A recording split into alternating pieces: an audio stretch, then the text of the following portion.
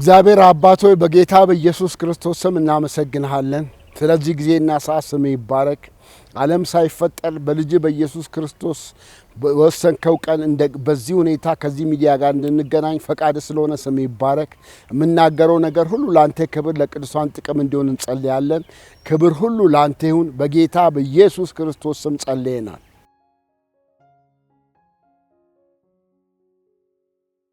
ፓስተር ጌታቸው ከበደ እባላለሁ። የተወለድኩት እዚሁ አዲስ አበባ ከተማ ውስጥ ነው። ጎፋ ካምፕ የሚባለው ሰፈር ነው እና ውልደቴ እዛ ነው የተወለድኩት። አሁን እድሜ ወደ 70 ዓመት አካባቢ ነው። የተወለድኩት አዲስ አበባ ከተማ ነው። ጌታን ካገኘው 45 ዓመት ሞልቶኛል። በጌታ ቤት 45 ዓመት ቆይቻለሁ እና ጌታን ሳላገኝ የቆየሁባቸው እድሜ በጣም ጥቂት ነው። ወጣትነቴን ዘመኔን ሁሉ ያሳለፍኩት በጌታ ቤት ነው እና 1973 ዓመተ ምህረት 4 ኪሎ አማኑኤል ባፕቲስት የሚባል ቤተክርስቲያን አለ። እዛ ነው ጌታን ያገኘሁት። አሁን የደርግ የቁጥጥር ኮሚቴ ያደረገው ወርሶ ቸርቹን በኢህአዴግ ጊዜ ደግሞ ፕሬስ ሆነ። አሁንም ይሄ መንግስት ፕሬስ አድርጎታል እና ውሃ ጥምቀት 4 ኪሎ ነው የወሰድኩት እና አሁን እንደውም አብያተ ክርስቲያናቱ ህብረት ካውንስሉ ተጻጽፎ ቤተ ክርስቲያኑን በማስመለስ ላይ ይገኛል እና ከ45 ዓመት በፊት ውሃ ጥምቀት የወሰድኩት እዛ ነው እና በጌታ ቤት 45 ዓመት ቆይቻለሁ ማለት ነው።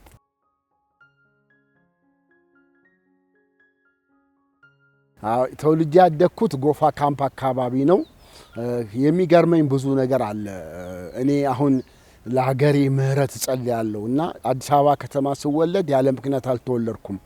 እግዚአብሔር መሪ አድርጎ ሲሾመኝ በብዙ ነገር ውስጥ አልፌያለሁ። በሞት ከ5 ከ6 ጊዜ በላይ በሞት ውስጥ አልፌያለሁ እና ብዙ ነገር ስታዘብ ነው የኖርኩት እና ወጣት ሆኜ ሚኒስትሮች 60 ሚኒስትሮች የተረሸኑት ደርግ የረሸናቸው ሚኒስትሮች ጎፋ ካምፕ አካባቢ ነበሩ እና ለጎፋ ካምፕ መጥቶ ታስረው መኪና ያኔ ብርቃችን ነበር። ይመጡ ነበር የሚኒስትሮች ሊጠይቋቸው እና ከካምፑ በታች ጉድጓድ ይቆፈራል ሚኒስትሮች የሚቀበሩበት ተብሎ እና ጉድጓዱ ሊቀበሩበት ይቆፈርና ይቀራል። ከዛ ከርቸሌ ወስዶ ከርቸሌ ተገለው 60ዎቹ ሚኒስትሮች ከርቸሌ ገነት ሆቴል ፊት ለፊት ተቀበሩ እና ያ ጉድጓድ ሳይቆፈር ቀረ። ከዛ የሚኒስትሮች ጉድጓድ እንዋኝ ብለን ሄደን እንዋኝ ነበር እና በዚሁ አጋጣሚ መናገር ፈልገው ከደርግ ጊዜ ጀምሮ ደርግ ኃይለ ሥላሴ ደርግ አሁን ድረስ እቺ ምድር የደም መሬት ናት እና እኔ ምለው ምንድነው ብሔራዊ ንስሐ ተገብቶ ደም ከምድሪቷ ላይ መቆማ ደምን ስለሚጠራ በልጅነቴ የሚታየኝ አሁን ያ ጊዜ ነው። 60 ሚኒስትሮች ባንድ የመርሸም ማለት አስቡ፣ የተማሩ ስንት ዋጋ የተከፈለባቸው እና ደም መቆም አለበት ከምድሪቷ ላይ እና ከልጅነቴ ጀምሮ ሳስተውል የነበረው ያንን ነው እና ሌላው የሚገርመኝ ነገር ሮሜ 8 ላይ ሲነገር አስቀድሞ የወሰናቸውን ጠራቸው፣ የጠራቸውን አጸደቃቸው፣ ያጸደቃቸውን አከበራቸው ይላል። ኤፌሶን 1 ላይ ደግሞ ዓለም ሳይፈጠር በክርስቶስ ኢየሱስ መረጠን ይላል እና እግዚአብሔር እኛን ገና ከማህፀን ነው የለየን እና እኔ በህይወቴ ያለፈውን ነገሮች ሁሉ ሳይ እግዚአብሔር በእኔ ላይ ዓላማ እንዳለው ነው የማየው እና በልጅነታችን የእኛ ቤት የገጠር አጥር ነበር እና ከወንድሜ ጋር ወጣቶች ሆነን አጥር ላይ እንወጣና ምሳ ከበላን በኋላ ለእግዚአብሔር እንጀራ እንስጠው ብለን እንጀራ ወደ ሰማይ እንወረውራለን። ሲወርቅ ተው አትብላ ብለን እንገባ ነበር እና የእግዚአብሔር ፍቅር አለ። ጌታን ሳላቅ 6ኛ ክፍል ሚኒስትሪ ተፈትኜ ልጆች ተመካክረው ወደቀ እንበለው ብሎ የሰፈር ልጆች መጡና ወድቀሃል ውጤቱን አየን አሉኝ። ከዛ እኛ ግቢ ጓሮ ሄጄ ተንበርክኬ ጌታን አላቅም ግን እግዚአብሔር ሆይ እንዴት ትጥለኛለህ ብዬ አለቀስኩና ጸለይኩኝና አስቀድሞ ያቀል ነበር ጌታና በወጣትነት ዘመኔ ከልጅነቴ ጀምሮ የጌታ ፍቅር በልቤ ውስጥ ነበር።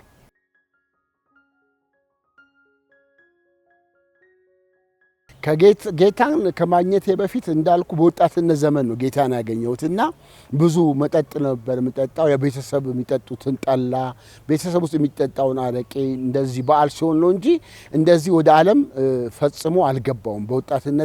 በወጣትነቴ ነው እንግዲህ ጌታን ያገኘሁት። በግፋ ቢል የ28 የ27 ዓመት ወጣት ሆኜ ነው ጌታን ያገኘሁትና ብዙ በዓለምን አላየሁም።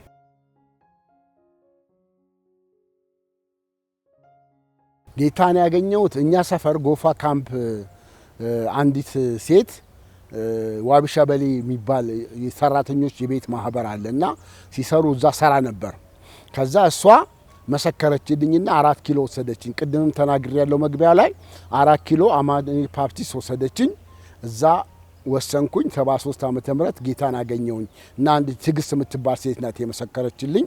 እሷ ናት ወደ ጌታ ያመጣችኝ።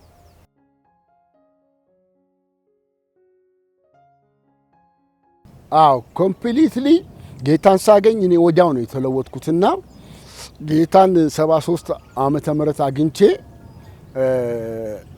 75 አካባቢ መንፈስ ቅዱስ ተሞላው እና በኃይልና በስልጣን አገለግል ነበር ጌታን። የሚገርመው ወዲያው ነው ወደ አገልግሎት የገባሁት። ልሳን ጸልያለሁ፣ መንፈስ ቅዱስ ተሞልቻለሁ፣ በኃይል አገለግላለሁ፣ በስልጣን አገለግላለሁ።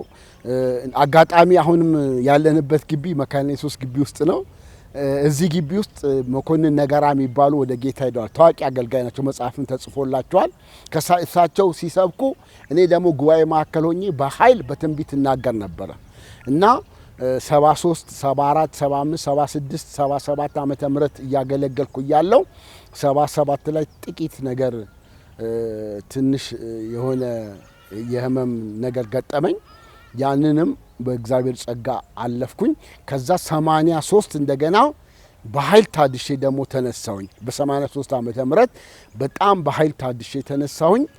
ከዛ 88 ዓመተ ምህረት ጎተራ ሙሉ ወንጌል በሰርግ አገባሁኝ እና ሰርጌ ላይ ራሱ እግዚአብሔር ትልልቅ ታምራቶችን የሰራው 88 ሳገባ 88 ዓመተ ምህረት ጎተራ ሙሉ ወንጌል ሳገባ እናቴ ጌታን አታውቅምና ጎተራ ሙሉ ወንጌል ስትመጣ እንዴ በጣም ገርሟት ቤቱ የተነቃነቀ መሰለኛለች እና በጣም የዋህነት የድሮ ክርስትና የዋህነት ይበዛል። በጣም የሚገርማችሁ 5 የኔ ሚዜ 5 የሷ ሚዜ ሆነን 10 ሆነን ቅዳሜ ሰርጉን እግዚአብሔር ያሳካው ብለን 1 ዓመት አዳር ጸሎት ጸልየናል። 1 ዓመት ሙሉ አዳር ጸሎት እንጸልይ ነበርና አንዳንድ ቀን ሌሊት የእግዚአብሔር መንፈስ በኃይል ሲመጣ ስናመልክ በከበሮ ስንዘምር ሌሊቱን ስናድር ይነጋ ነበርና ልክ እንዳልነው እግዚአብሔር በሰርጌ ላይ ተገኘ። ሙሉ ጊዜ ሰጥቼ ነበረ፣ ምንም ነገር አልነበረኝም እና አህዛብ እህቴ በሬ ገዛች። ጌታን አታውቅም፣ በሬ ለሰርጌ ገዛች። አንድ ኤርትራዊ ጎረቤታችን ነው፣ እኔ 100 ኪሎ ጤፍ ገዛለሁ አለ። ጌታን አያውቅም በቃ እና አንድ የኢንጂነር ዘመን ነበረን፣ እሱ ድንኳን አመጣ። አህዛቦች ሳይቀር ቅዱሳን ሁሉ አስነስቶ አንድ ሰፈራችን ጌታን የማታውቅ የመንግስት ሰራተኛ አለችና ምን አለች እሷ ና አለችኝ። ከሰርጉ በኋላ ስም አለችኝ፣ አንድ የመንግስት ባለስልጣን ወይም አንድ ባለሀብት 2 ዓመት ተዘጋጅቶበት ያንተ ሰርግ እንደዛ እንደማይዋጣለት ታውቃለህ አለች። ከመገረሟ የተነሳና ጌታ በሰርጌ በጣም ነው ያስገረመኝ ያስደነቀኝ። ጌታ የተመሰገነ ይሁን።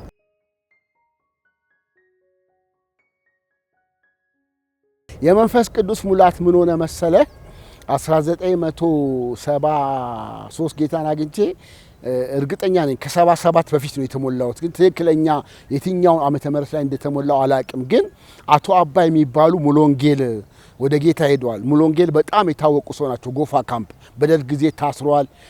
እሳቸው ቤት እንጸልይ ነበር። አቶ አባይ ይባላሉ። አቶ አባይ ኃይሉ መንፈስ ቅዱስ የተሞላው እሳቸው ቤት ነው እና የመጀመሪያ ልጃቸው ሞቶ የእሳቸው የመጀመሪያ ልጅ ሞቶ ሰው ሁሉ ጎፋ ላይ ደነገጠ። ቀብር ላይ ዮሴፍ ቤተክርስቲያን ሰበኩ ወንጌል። ልጃቸው ሞቶ ወንጌል ሰበኩ። አቶ አባይ ይባላሉ። እንደውም ልክ ኢህአዲግ እንደገባ ስቴዲየም ሲፈቀድልን ሙሉ ወንጌል ፕሮግራሙን ስታደርግ እኔ ስለት አለብኝ ብሎ ስቴዲየሙን ዙሪያ ዞረዋል እሳቸው በሩጫ እና እሳቸው ልጃቸው ሞቶ የሚገርም ነገር ልጃቸው ሞቶ ሰበኩና ሰልስት ዕለት ድንኳን ውስጥ አደር። ድንኳን ውስጥ አድረን ሌሊት ድንኳን ውስጥ እንጸልያለን እና አንዱ እንትን ደረቱን እየደቃ ቀራጩ እኔን ኃጢአተኛው ማረኝ እንዳለ በዚህ ድንኳን ውስጥ ላለን ሁሉ እግዚአብሔር ሆይ ምሕረት አድርግ ሲል እሱ ደረቱን እየመታ ሲጸልይ መንፈስ ቅዱስ ውስጤ ገብቶ ተሞልቻለሁ። እኔ አላወኩም። በዛ ሰዓት ነው ውስጤ የገባው፣ ግን አላወኩም። በኋላ ቀኑን ሙሉ ደስ ይለኛል፣ እስቃለሁ ቀኑን ሙሉ። ከዛ ማታ ቤቴም እንደዚህ በርከክ ብዬ ለጸሎት ስንበረከክ ካፌ ላይ ልሳን ድንገት ወጣ። የዛኑ ቀን ማለት ነው። ከዛ ጊዜ ጀምሮ እስካሁን ጸልያለሁ። ሃሌሉያ። አሁንም ልጸልይልህ። ጌታ የተባረከ ይሁን። መንፈስ ቅዱስ ደስታን ይሰጣል፣ ኃይልን ይሰጣል፣ ያለመልማል። እኔ አሁን 70 ዓመቴ ነው። ብዙ ሰዎች 70 ዓመት ሞልቶኛል ስል አያምኑም። ጌታ ለምልሞኝ ነው። የአራት ልጆች አባት ነኝ። 3ቱ ስራ ይዘዋል። አንደኛው እንደውም የሚዲያ ሰው ነው። የመጀመሪያው ልጄ ሹፌር ነው። አንደኛው ልጄ ደግሞ ተቀጥሮ ይሰራል። 3ኛ ልጄ የሚቀጥለው ዓመት 12ኛ ክፍል ትፈተናለች። የአራት ልጆች አባት፣ የአንድ ሚስት ባል ነኝ።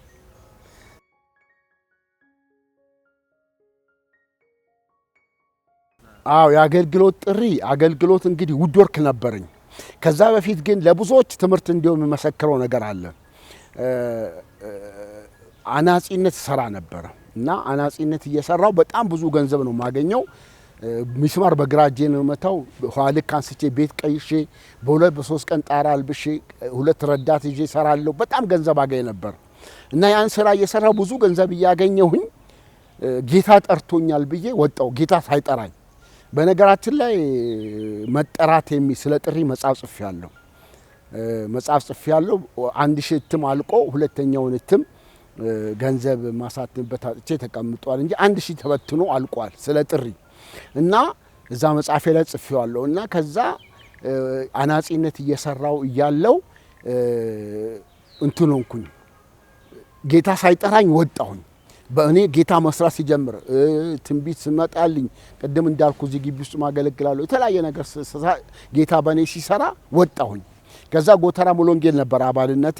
ከዛ ውዴ የምትባል አገልጋይ ያለች ታዋቂ አገልጋይ ናት። ውዴ ብዙ ሰዎች ያውቃታል። እና በእሷ ምን መልእክት መጣልኝ? ልጄ ተመለስ፣ እኔ አሁን ጊዜው አይደለም፣ እኔ ስወጣ ካንተ ጋር በክብር ወጣለሁ እና ልጄ ተመለስ ይላል። በቃ አልቀበልም አልኩ። ይሄን መልእክት ፈጽሞ አልቀበልም። ምክንያቱም እቃን ሸጫለሁ። ሙሉ ጊዜ ሰዎች ጌታቸው ሙሉ ጊዜ ሰጠ ተብሎ ተወርቷል እና እንዴት ተመልሼ ወደ ስራ ገባለሁ ብዬ በቃ እምቢ አልኩኝ።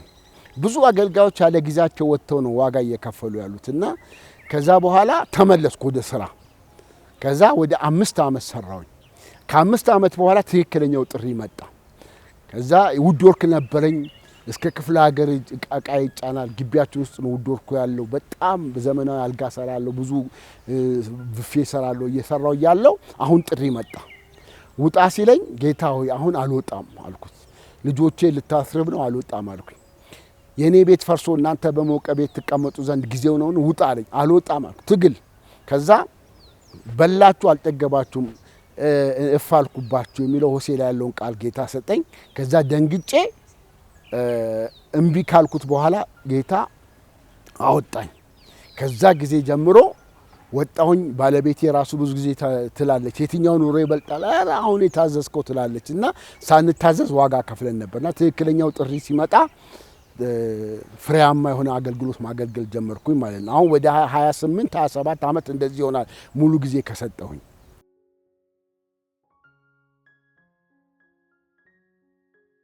ይሄን ሳልናገር ማላልፈው ትልቁ ነገር ለአገልጋዮች ትምህርት እንዲሆን መተሃራ ቤተሰቤን ይዤ ሚሽነሪ ሆኜ ሄጄ ነበር። መተሃራ ከረዮቹ ለመድረስ እዛ ሄጄ 6 ወር ተቀምጬ ነው የመጣሁትና አንድ ከረዩ አጥምቄ ነው የመጣሁት ጌታን ተቀብላ መተሃራ ሄጄ እና መተሃራ ላይ አንድ አበበ የሚባል ነጋዴ ነበረ እና ሙሉ ጊዜውን ሊሰጥ ሲል ይሄ አበበ የሚባለው ነጋዴ ሙሉ ጊዜውን ሊሰጥ ሲል መጣና ጸልይልኝ ሙሉ ጊዜ ሊሰጥ ነው አለኝ እዛ መተሃራ።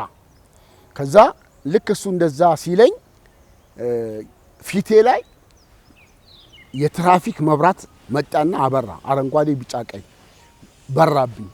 ከዛ ደነገጥኩኝ። ጌታ ሆይ ምንድነው ስል ሸክም ጥሪ መለየት መጽሐፌ ርዕስ ላይ እሱን የለጠፍኩትና ሸክም ጥሪ መለየት የሚል ድምጽ ሰማሁ። ምንድነው ስለ ጌታ አንድ አገልጋይ መጀመሪያ ሸክም ይሰጠዋል። የሸክም ጊዜ አይወጣም፣ ጥሪ ይመጣለታል። የጥሪ ጊዜ አይወጣም። መለየት የሚባል ነገር አለ፣ 3ኛው ስቴፕ። ያን ጊዜ አንደኛ መለየት ሲመጣ ይወጣል። ያኔ ሲወጣ ምን አለው አለኝ ጌታ፣ ከሰማይም ድምጽ አለው፣ ለኑሮም ቢሆን አቅርቦት አለው። ልክ እግዚአብሔር ሲለየው አለኝ። ከዛ ልጁ ስነግረው እንዳትወጣ ጊዜው አይደለም ብሎሃል ጌታ ስለው እግዚአብሔር ይባርኮ ሰማኝ። መተሃራ ነበረ 5 ዓመት 6 7 ዓመት ከሰራ በኋላ አሁን አዲስ አበባ መጥቶ ቱሊ ዲምቱ ለወንጌል ተለይቶ ትልቅ ቸርች መስርቶ ነብይ አበበ ተብሎ አሁን ቱሉ ዲምቱ ላይ አስፋልት ላይ ትልቅ ቸርች ብዙ ህዝብ ነው የሚሄደው በጊዜው ስለወጣ ማለት ያኔ ቢወጣ ኖሮ ለቤተ ክርስቲያኑ ሸክም ነው የሚወጣውና የሚሆነው ብዙ ሰዎች አሁን በቤተ ክርስቲያን ውስጥ ዋጋ የሚከፍሉ አሉ የሚለብሱትን አጥተው የሚበሉትን አጥተው እኔ አቃቸዋለሁ በቃ ቤተ ክርስቲያን ውስጥ ይመላለስ ጠርቶኛል ብለው ያለ ጊዜ ወጥተው ስራ እየተው ልጆቻቸውን ቤታቸውን የሚያስርቡ ራሳቸው የሚጎዱ አገልጋዮች አሉና ያለ ጊዜ መውጣት ዋጋ ያስከፍላልና ይሄንን ሳላስተላልፍ ሳልናገር ማለፍ አልፈልግም። ሌላው መናገር ፈልገው አሁን ከቤተ ክርስቲያን ቅዱሳን ሁሉ ብንችል በየቤተ ክርስቲያናችን እንድናደርግ ፈልገው አዳር ጸሎት ነው።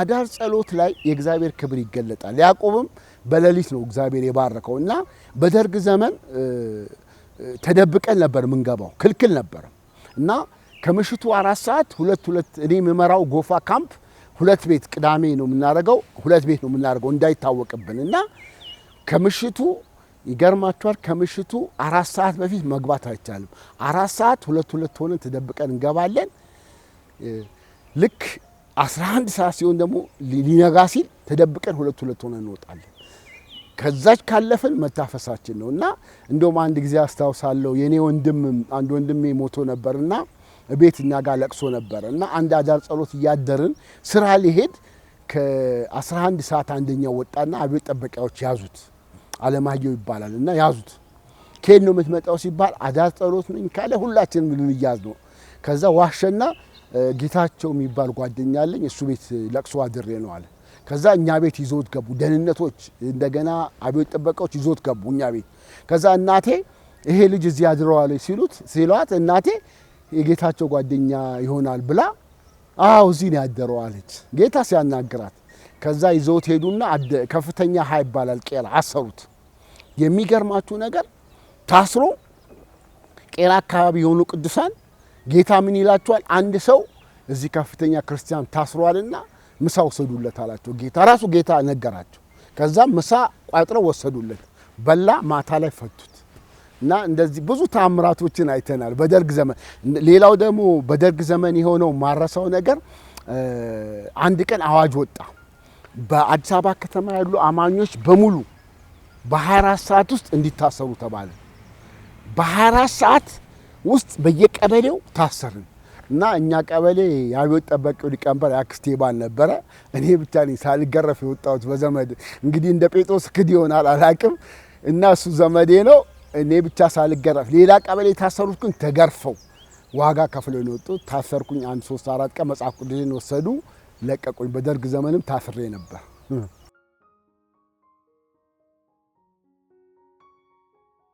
አዎ የደርግ ዘመን ያው እንግዲህ እንዳልኩ በድብቅ ነው የምናረጋው በጣም በዊስደም ነው ነፃነቱ አሁን ነፃነቱ እየጎዳን ያለ ይመስለኛል አሁን በተለይ በቅድስና ዙሪያ በመንከፍለው ዋጋ እውነቴን ነው የተከፈለው ዋጋ ቀላል አይደለም በደርግ ዘመን ማስታውሰው የብርሃን ወንጌል ዘማሪ ነቢያት የሚባል ባይኔ ነው ያየሁትና ጀርባው ተገርፎ ቆስሎ ልብስ እንኳን አላስለብሰውም ብሎ ቆስሎ አይቻለሁ ልንጠይቃቸው ሄደን ከሽንት ቤት ወደ እስር ቤት ሲገባ ይሄ ጀርባው ቆስሎ ተገርፎ ማለት ነውና ብዙዎቹ ዋጋ ከፍለዋል በደርግ ዘመንና ዛሬ የነሱ ፍሬ ነው የነሱ ዘር ነው እና በደርግ ዘመን የተከፈለው ዋጋ ቀላል አይደለም ብዙዎች የተሰውም አሉ እኔ ማላቃቸው የተገደሉም እንዳሉ ይወራል በርግጥ ስለዛ ማቀው ነገር የለም ግን እንደዛ ብዙ እንደሞቱም ይወራል በተለይ ክፍለ ሀገር አካባቢ ብዙ ሰዎች ተሰውተዋል ተብሎ ይወራል በደርግ ዘመን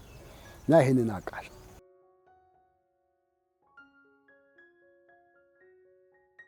1977 ላይ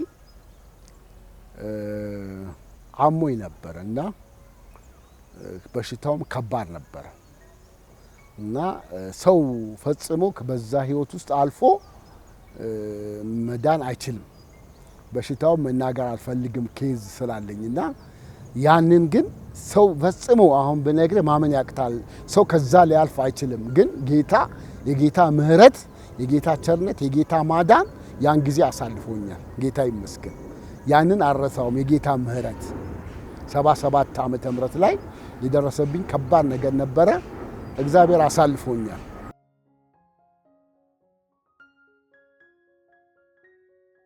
ሌላው አንድ ጊዜ አንድ ፓስተር ጥላውን የሚባሉ የድሮ አገልጋዮች ምንም በቃ ግምጭ ያሉ ናቸውና ፓስተር ናቸው። አሁንም በሕይወት አሉ፣ አርጅተዋል። ፓስተር ጥላውን ይባላሉ።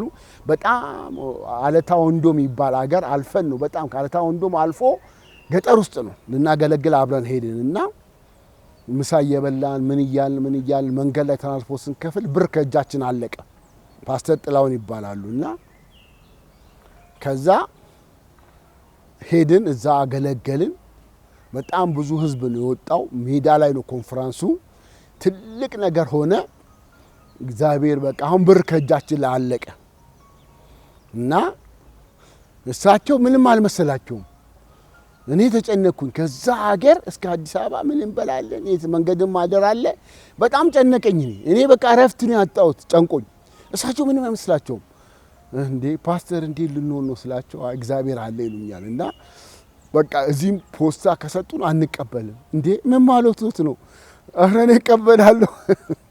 አይ እኛ በነጻ የተቀበላችሁትን በነጻ ስጡ ነው የሚለው፣ አንቀበልም ማለት እና ምን በግርም ቢሆን እንሄዳለን። እንዴ ኧረ ፓስተር አይቀልዱ አልኳቸው። መጨረሻ ላይ ሐዋርያ ዳኒሶ ይባላል። በጣም ብዙ ህዝብ ነው። አሁንም አለ በሕይወት ይባላል። ብዙ ህዝብ ነው የሚከተለው። ከብት መንገድ ላይ እየሄደ ከብት አልወልድም ካለ ንካል ይኑታል ይወልዳል። በጣም ነው በቃ የሚያከብሩት። ሐዋርያ ዳኒሶ ይባላል። አለታ ወንዶ አልፎ ነው ሲዳማ ውስጥ ነው። እና ከዛ ጥሩ አድርጎ በፖስታ ጥሩ ብር ሰጠን።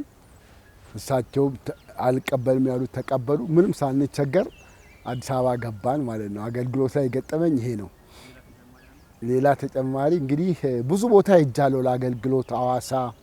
ሌላው በአገልግሎት የገጠመኝ ሌላው ወላይታና ሲዳማ ሐዋሳ ውስጥ ይኖራሉ። እኔ ልዩነት እንዳላቸው አላቅም። ወላይታና ሲዳማ ሐዋሳ ውስጥ እንደሚለያዩ አላቅም። እና ወላይታና ሲዳማ የሚገርም ነገር ትልቅ ምስክርነት ነው የምነግርህ። ሐዋሳ ቸርች አለኝ። አንድ ልጅ አሳድጌው በጌታ ቸርች ከፍቶ አሁን ሐዋሳ ውስጥ ነቢ ተገኝ ይባላል። ትልቅ ቸርች እኔ ነኝ ሰፖርት ያለኩት። ሌላው ያልነገርኩ ነገር አለ እነግርሃለሁ። እና ይሄ ነቢይ እዛ ሲያገለግል በእነዚህ በሁለቱ መካከል ጸብ ይነሳል። ወላይታ በሚዲያ ሁሉ ተነግሯል። ሲዳማና ወላይታ፣ ሲዳማዎች ውጡ ብሎ ወላይታዎችን ከሐዋሳ ውጡ ይሏቸዋል። ከዛ ከመደረጉ በፊት ጌታ እኔን ሐዋሳ የላከኝ ማክሰኞ ሄጄ ሮብ ተራራ ላይ ስለ ከተማይቱ ጸልይልኛል። አላገለግልም፣ የትም ቸርች አልገባም። ወደ 2 ወር ማክሰኞ ሐዋሳ ሄጄ ሮብ ማለዳ እስከ 6 ሰዓት ጸልዬ 6 ሰዓት ባስ ይዤ አዲስ አበባ መጣ። 2 ወር ጸለይኩኝ። ልክ ከ2 ወር በኋላ ማክሰኞ ላይ ስል ከተማው ላይ ትልቅ ጭፍጭፍ እርስ በርሳቸው ቤተክርስቲያን ሰው ተሰዶ እስኪገባ ሆነ ከሐዋሳ ላይ። ከዛ በረደ። ጌታ ባይማልድ በእኔ ከዛ በላይ ሆን ነበር። መንፈስ ቅዱስ 2 ወር አስማለደኝ። ሌላው ያልነገርኩ ነገር ቸርች ፍቃድ አወጣለሁ ለሚኒስትሪዎችም ለቸርቾችም ለብዙ ከ96 ጀምሮ እኔ 96 ነው ከመንግስት ከፍትህ ሚኒስቴር ፍቃድ የወሰድኩት። ዮናታን የቅባት አገልግሎት የሚል ሚኒስትሪ አለኝ እና ይሄ ፍቃድ ቸርች ሐዋሳ ብርሃኑ ዳና የሚባለው ቁጭ ብሎ የሚሰብከው እሱ በእኔ ፍቃድ ነው የጀመረው። ሲጀምር አሁን ወደ ጌታ ሄዷል። በጣም ብዙ ሰዎች ፍቃድ ወለጋ ውስጥ ክፍለ ሀገር የእኔ ፍቃድ ያልተጠቀመበት ሰው የለም እየሰጠ እስቲል እስካሁን። አሁን ራሱ ባሌ ሮቤ ላይ አንድ ልጅ ጀምሮበታል እና ካውንስሉ የሚሰራውን ስራ ካውንስሉ ሳይቋቋም በእኔ ፈራ ነበር። ቤቴ አሁን እንደዚህ ወረቀቱ እየፈረሙ ሌላ ነገር ላሰራበት ከመንፈሳዊ ነገር ውጪ ላሰራበት ወስዳለሁ እያሉ ፈርሞ የወሰዱበት ቤት ወረቀት እንደዚህ አለ። ብዙ ነቢያቶች፣ ሐዋርያቶች፣ ወንጌላውያን፣ ሰባኪዎች አሁን አሜሪካ ሄዱ ሁሉ በእኔ ፍቃድ ይገለገሉ ነበር። አሁንም ፍቃድ አወጣለሁ፣ አሳድሳለሁ። ራሱ አሁን የያዝኩት ዶክመንት ፍቃድ ላሳድስላቸው ከ4 እና ከ5 ሰው በላይ አሁን በእጄ ይዣለሁ።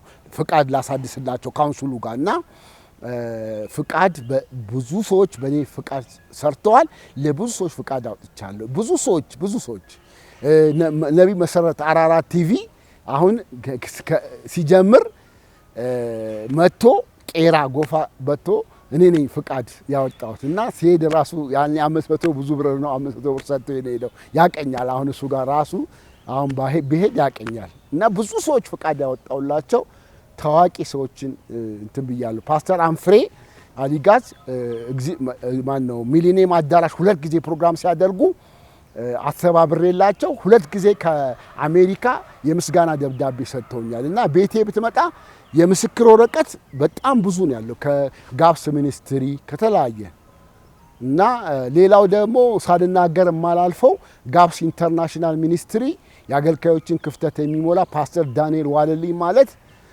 ለአገልግሎቴም ለህይወቴም ትልቅ ሰው ነው እና እሱን ማመስገን እፈልጋለሁ። እግዚአብሔር ይባርከው፣ ቤቱን፣ ትዳሩን፣ ህይወቱን ይባርከው። እና በጣም የተባረከ ሰው ነው።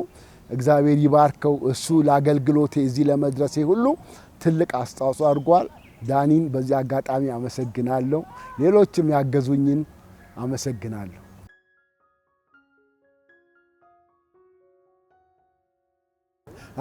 አሁን ምንድነው ትልቁ ነገር ምድራዊ ነገር ላይ ፎከስ እየተደረገ ነው። መኪና፣ ቤት እነዚህ ኢምፖርታንት ናቸው፣ አስፈላጊ ነገሮች ናቸው። ግን ዋና ስብከት ሊሆኑ አይገባም። ምክንያቱም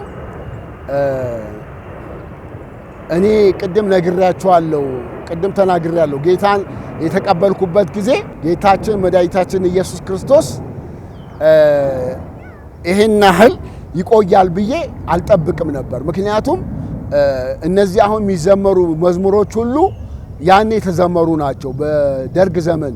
አሁን ለምሳሌ ዝና የገነነው በዓለም ላይ መቼ ትመጣለህ ፊትን እንዳይ በጣም ጓጉቻለሁ የኔ ጌታ ኢየሱስን እንዳይ ማራናታ እና ማራናታ መሰበክ አለበት። ጌታ ይመጣል። ትኩረት ልናደርግበት የሚገባው ነጥብ ይሄ ነው። ይሄ ዓለም ለጥፋት ቀርቧል። ጌታ ኢየሱስ ይመጣል። በአይን ያላየ ነው፣ በጆሮ አልተሰማ፣ እግዚአብሔር ለልጆቹ ያዘጋጀው ተብሎ የተጻፈ ሰማይና ምድር ይጠብቀናል እና ያ ሊሰበክ ይገባል። ሰማይ ቤተክርስቲያን ሰማይ ልትሸት ይገባታል እና ሰማያዊ ነገር ሊሰበክ ይገባል። ዋናው ትኩረታችን እሱ ላይ መሆን አለበት። ያን ላይ ትኩረት ካደረግን ምድራዊ ነገር እንቃለን፣ ከናቅነው ደግሞ ይከተለናል እና ይህንን ነው የምለው።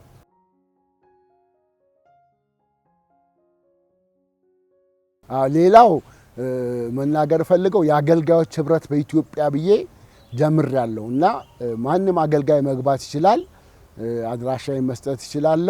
ያ ዓላማችን ምንድነው? በወር አንድ ቀን ቅዳሜ ከ4 ሰዓት እስከ 7 ሰዓት እየተገናኘን ሻይ ቡና እያልን እንመካከራለን። የገንዘብ መዋጮ እያደረግን ነው። ምንድነው ራእዩ? የአገልጋዮች መኖሪያ ቤት ከመንግስት ቦታ ጠይቀን መኖሪያ ቤት ለመስራት የአገልጋዮች ህብረት በኢትዮጵያ ብዬ ከጀመርኩኝ 2 ዓመት ሞልቶናል። ያንን ህብረትም እንዲታወቅልኝ እና በአድራሻዬ ሰዎች መጥተው ከኛ ጋር ጆይን ማድረግ እንዲችሉ ይህንንም ማሳወቅ እፈልጋለሁ።